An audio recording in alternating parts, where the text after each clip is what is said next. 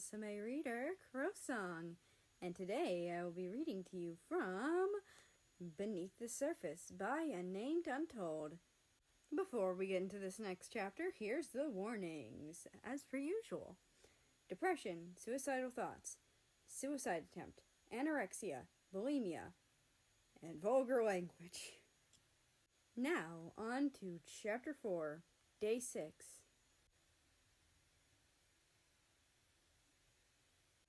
After our trip to the movies, we had started to get along better and had gotten closer. We rediscovered our common ground of our love of the stars. At night, we'd sit outside in the chilly air with a thick blanket wrapped around us and hot cocoa in our hands and talk about them. Everything from what they could be to what it would be like to travel and explore them. It reminded me a lot of when I was younger. He would come over to visit a lot. We would usually talk all day and then gaze at the stars at night. Many times I would fall asleep out in the field and I would wake up in my bed. I remember when I found out that he loved sunflowers, but couldn't really grow them too well in Russia's cold climate. That very next spring, I planted a big field of sunflowers just for him. I loved the way his whole face lit up when I showed it to him. That was nearly 3 centuries ago, but I still care for that field every year. Even after he brutally ended our friendship, I still cared for it. I wanted to burn the field, but I couldn't. It was a symbol of our friendship, a reminder of the good times, and I couldn't bear to destroy it. I guess that I even childishly hoped that he would come back and we could play like we used to. As I sit at the table, eating dinner and making conversation with the larger country, I couldn't help but think that it might be more of a reality now than it was 7 days ago. Our conversations have shifted from civil to friendly. The insults have taken on more of a teasing tone than a hurtful one. And most importantly, we haven't had a single fistfight so far. As we sat and talked, I had a small spark of hope that we might become friends again. I bit my lip as I thought of some way for us to spend a little more time together. I looked out the glass sliding door to see the forest in the setting sun. The thought of an evening walk through the woods popped into my mind. It would be a nice way to bond a little. Plus, a little exercise wouldn't hurt. If anything, I can go on the walk on my own. As dinner neared its end, I decided to bring up the idea. So, how about we take a walk through the woods in a little bit? Isn't it getting dark out? We could get lost, he said with a small frown. Yeah, but I always find my way back home. Besides, the forest is pretty at night. There's also this beautiful waterfall not too far that will be nice to see. What do you say? I asked with a tilt of my head. I picked up the dishes and put them in the washer while he thought. If you know your way around the area, then it wouldn't hurt to go for a walk, he finally said. I grinned and told him to meet me by the back door in 10 minutes. I ran up the stairs to my room. First thing I did was lock myself in the back room. I puked up dinner and cleaned up. I thought I heard something by my bedroom door, but I ignored it. I cleaned up and walked into my room. I grabbed a bag and packed a few things in. I pulled out a flashlight from my nightstand, along with some bright yellow yarn. I grabbed the pocket knife from the top dresser. This was mostly to be used in an emergency. I walked downstairs and into the kitchen. From there, I grabbed 4 bottles of water and half a dozen granola bars. I heard Russia walk into the room. You ready to go, big guy? I asked him. Da, I have a question, though. Shoot. When I walked by your room, I thought I heard you puking. Were you? My heart stopped for a second, and I nearly panicked. I managed to keep my cool, though. Oh, yeah, I was. I think I upset my stomach by running up those stairs so quickly after I ate. Are you okay? He asked, concerned. I was surprised by that, and a little pleased. Yeah, I'm fine. Maybe you should eat again before we leave, he said as he picked up an apple from the wicker basket on the island. I don't want to eat something so soon after my stomach just rejected food. That's why I'm taking so many granola bars, so that we can eat when we get there. I still want you to pack the apple as well. It will fill you better than those oats held together with honey, he said, handing me the apple. I rolled my eyes, but packed it anyway. I went to adjust the bag more securely on my shoulder when I felt him take it from me. Hey, why are you taking it? I asked, not really fighting him taking the bag. You just threw up, he deadpanned. Whatever, let's just go. I rolled my eyes again and led the way out the door. We started in the direction of the waterfall, with me slightly in the lead. Every once in a while I'd stop and tie a piece of yellow string around a thin tree. Rush asked why I was doing this if I knew the way back so well. This is in case we get separated, or you have to find your way back yourself. Or if you want to visit in the fall by yourself, I told him, as I finished tying a little bow. Remember, the bows face the house. This way you know which direction to go. Clever, he said as we started moving again. The forest was dark but bright at the same time. The waning gibbous moon light made deep shadows outlined by rays of moonlight. The red and yellow trees had a bluish silver line around them, while the trunks glowed a ghostly white of the birch tree to the deep gray of a black oak. The whole forest was an art gallery of grays, blues, silvers, and whites. The creatures of the night provided a background melody to the haunting beauty of the night. I'm glad I decided to go for a walk tonight. The moonlight will be too little for deep wood walks in a few days. Well, too little to take for Russia. He would have too much trouble trying to see where he was really going to get anywhere. I, on the other hand, will have no problem navigating the dark woods and will have little to no light to guide my way. After all, I spent the first part of my childhood doing so. The walk was mostly in silence, but not an uncomfortable one. It was a peaceful one, as we enjoyed the beauty of the woods at night. It wasn't long before I heard the thunder of the fall. You hear that, Russia? Yet I do not, he said after a moment of silence. I can hear the waterfall from back here. It won't be too long till we hit the fall.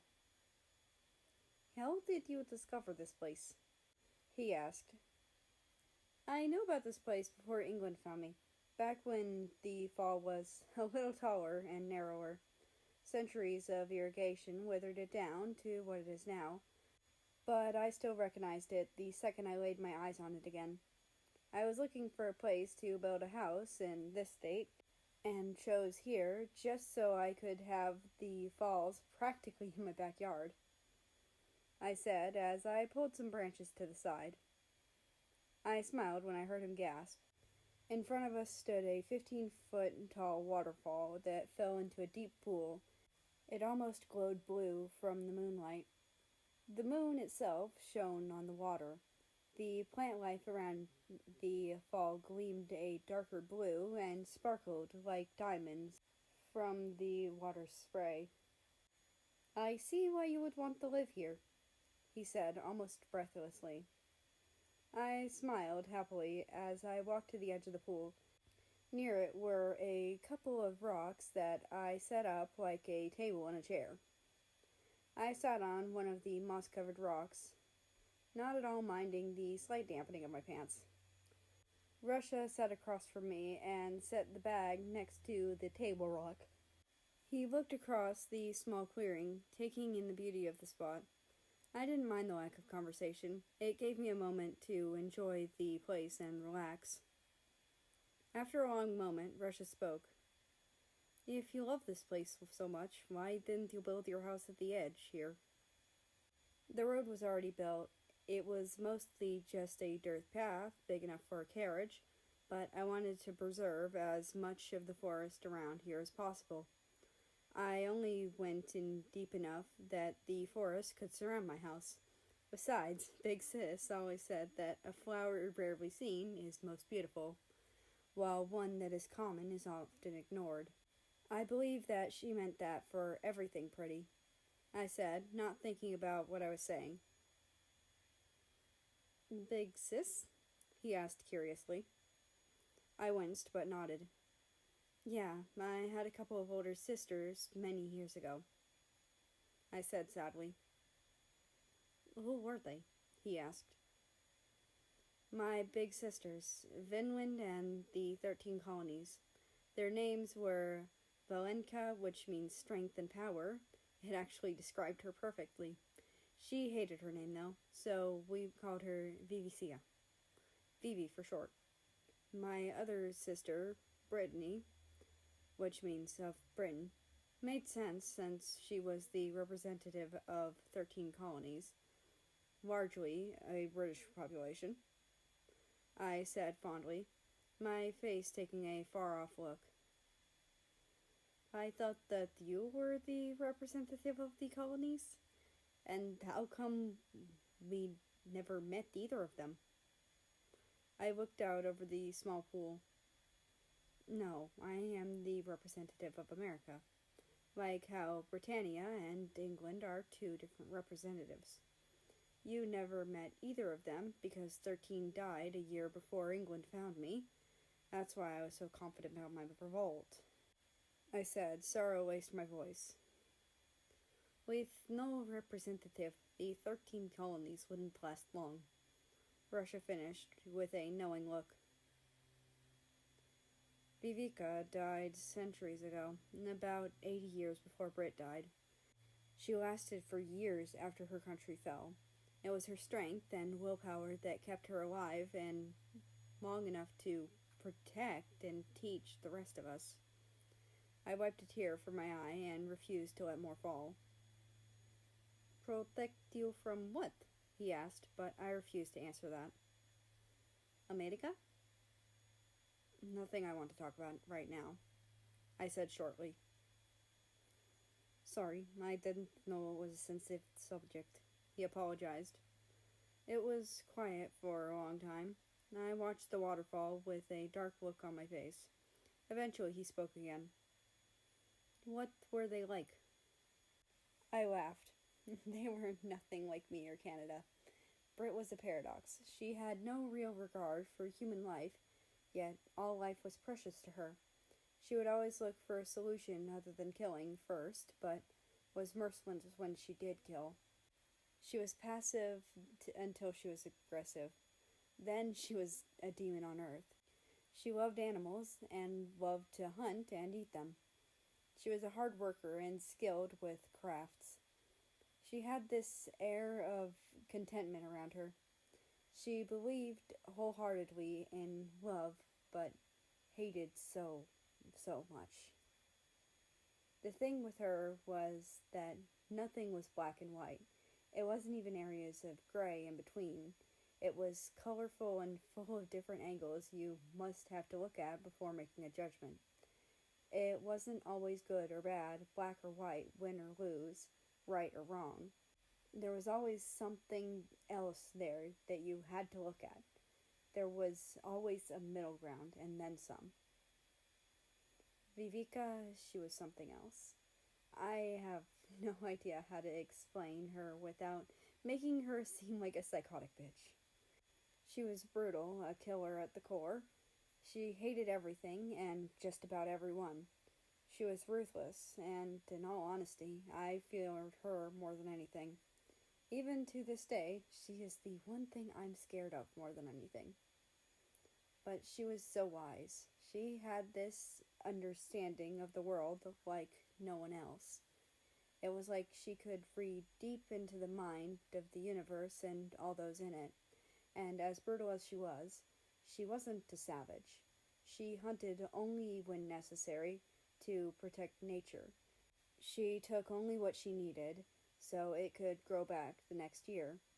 And although she was more willing to kill than Brit, she never went out of her way to do so. I hummed and thought. It was her who taught me how to survive. She taught me how to hunt, fish, forage, fight, and build shelters. For the time, she taught me all the physical necessities to survive. She was the one who taught you to survive before Prussia? He asked, a little surprised. Oh yeah, she was brutal with her training. She is why I can take a hit to the head from your pipe and be able to shake it off like it was nothing. She taught me how to survive, no matter the problem or cost. She was not gentle with us. She couldn't afford to be. We needed to be tough to survive. She punished and trained with a heavy hand, but she always told us why. And you know what? I respected her more than I ever did England. I feared her too, but that's not why I was obedient to her. I respected her authority because I trusted her. If she told me to jump off a cliff, which she has, I jumped without a second thought. If she told me to stay in one spot and not move, I stayed. I was hiding under a tree for 2 days before she came back. If she came back today and told me to stand down and let her take point, I would. I have that much trust and respect for her. I finished. I wish I could have met the one who tamed America, he said teasingly. That's where you're wrong, I said with a small smile. She never tried to tame me or make me become something I wasn't. She let me run free. She let me be wild. She let me do dangerous stuff, and she always was there to catch me when I fell. She let me go and was waiting for me with open arms when I returned. She let me have my freedom, and I always stayed nearby. When she had to restrict me for a while, I knew it wasn't to control me, rather to protect me. She was wonderful, I finished softly. I really do wish I could have met her, he said sincerely. I smiled and looked down. Yeah, you would have really liked them. Britt had a dark sense of humor like you. Vivi was quiet and always deep in thought. You would have loved to have a conversation with her. Who was the one who taught you the lesson you spoke of earlier? He asked with a smile on his face. Vivika. She was so wise. She taught me about every lesson I know of today, I said with a bright smile. Well, that's enough of dwelling on the past. I came here to relax. I fell right back into my mask. I saw a look flash over Rush's face, but I didn't comment. Instead, I got up and walked over to the waterfall. I hopped up on a rock and turned to Russia, winked, and disappeared behind the fall. I walked down a short tunnel into a small cave. Barely any light made it this far. Just enough for me. I picked up an old candle and dusted it off. I pulled out my lighter and lit the candle. I did so just in time for Russia. I looked over to the larger man and nearly laughed at how he had to duck his head. The top of the cave was barely tall enough for me. I turned back around and put the candle on the little ledge. In the small cave was an actual table and 2 chairs. On the wall was a map of the area with a few marks on it. On the ledge, in black, was a collection of little knickknacks. Among them was a small snowflake pendant. Russia went straight to it and picked it up. A sad smile made its way on his face. I would have thought you'd have thrown this away by now, he said sadly. Nah, a friend gave it to me, I said with a teasing smile. Someone who used to be your friend? He asked bitterly. No, they're still my friend. They're just acting like an asshole lately. I'm still waiting for them to come back. I picked up the old wax that had melted onto the cave walls over the years. You're still waiting? He looked up at me with this look on his face, like he couldn't believe his ears. Yeah, that's what friends do. They wait. They're still there for you when you need them. Even if you drift apart for a while, they'll be right there for you when you come back. No question about it, I said sincerely. I kept eye contact with him. My expression turns to that of longing. The only question is, when will my friend come back? In a blink, he had wrapped his arms around me. I stood there in shock for a moment before wrapping my arms tightly around him as well. All the sadness and longing for each other over the last centuries came out in that embrace. All our sorrow, guilt, and our desire to have our best friend back. All of our pent-up feelings came. Not a word was spoken, but a few tears were shed. I sobbed quietly into Ivan's shoulder. It had been years since I referred to him by his human name, and I was glad to do it again. Ivan rubbed my back soothingly, like he did when I was younger. I buried my face into his soft scarf he kept wrapped around his neck. I couldn't believe it. After years of wishing to have my best friend back, I finally have him. I smiled happily as I took a deep breath to calm myself down. I was happy. "Are you okay, Frederica?" he asked, and my heart nearly burst with joy. "Yeah, I'm fine, Vanya," I said the nickname back. "I'm sorry for what I did. I barely remember anything, but I remember what I did to you. I'm sorry," he whispered with barely held back tears. "I'm sorry, too, for everything that I did that hurt you. I should have been more persistent. I should have stayed longer. I should have done more to help you," I said softly. "We've both done things we're not proud of, especially to each other.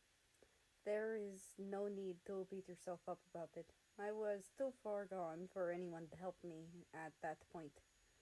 There was nothing you could have done, and I'm glad you left me. At least I did minimum damage to you. But as you said earlier, that's enough dwelling on the past." "Yeah, no real reason to dwell on things we can't change," I sighed. "I just want to say I forgive you, and I'm sorry." "I forgive you, too, and I'm sorry as well, for every time I insulted you and made a jab at you. I thought it would be easier on both of us if you thought I didn't care. Then I continued even after the Cold War because I thought you hated me," he admitted. "Well, I was convinced that you did hate me. That's why I pretended not to care about you either," I said, pulling back from the hug. He pulled from the back and hit his head on the ceiling. "Blip!" he shouted. I snorted as I tried to hold in a laugh. I received a half-hearted glare in response. "Come on, you're much too tall to be in here." As he walked up, I picked up the little pendant. He gave it to me so long ago when I was younger. I loved it, but it belonged here, in the past, with everything else here. With a sad smile, I put it on the ledge. As I walked out, I thought about something Viveka told me a long time ago. Sometimes you need to burn down a forest so that something better can come from it. Why would you need to burn down a forest? If it is rotting and filled with disease, then you need to burn it down to rid it of the infection. It might just spread to the other forest and kill them too. It is something that needs to be done on occasion, and no matter how old or beautiful the forest once was, you need to know that it isn't the case now. But that doesn't mean that something even more splendid can't come from the ashes. After all, ashes do fertilize the ground. But you must never save something from the old forest. You need to keep all of the past in the past, unless you want to risk carrying the infection to the new grove. As usual, my sister is right. If I really want to try again with my friendship with Ivan, then I can't bring anything from the past here. I need to leave the bad, along with the good, in the past. I don't have to forget them, though. When I walked out from behind the fall, I almost missed the apple thrown my way. I barely caught the red fruit before it hit my face. I looked up at the larger country and was met with a small glare. I rolled my eyes, but bit into the fruit anyway. For some reason, I was happy he remembered that I needed to eat. It made me feel cared for. As we walked back home, I felt a spark of hope in my chest. For the first time in a long time, I really have a friend. Not an ally, but a real friend. Someone I can laugh with and play with. I took a deep breath and sighed contentedly. And that's the end of this chapter. I am happy with this one. I am glad we didn't have too much of a problem. Yay, the trigger warnings weren't too bad here. I really love this book. And again, I'm excited about this one. It's been fun so far. I know I have a lot left, but this is fun. Anyway, I hope you have a nice rest of your day, night, or whatever it is for you. Just enjoy your time. And I will see you tomorrow.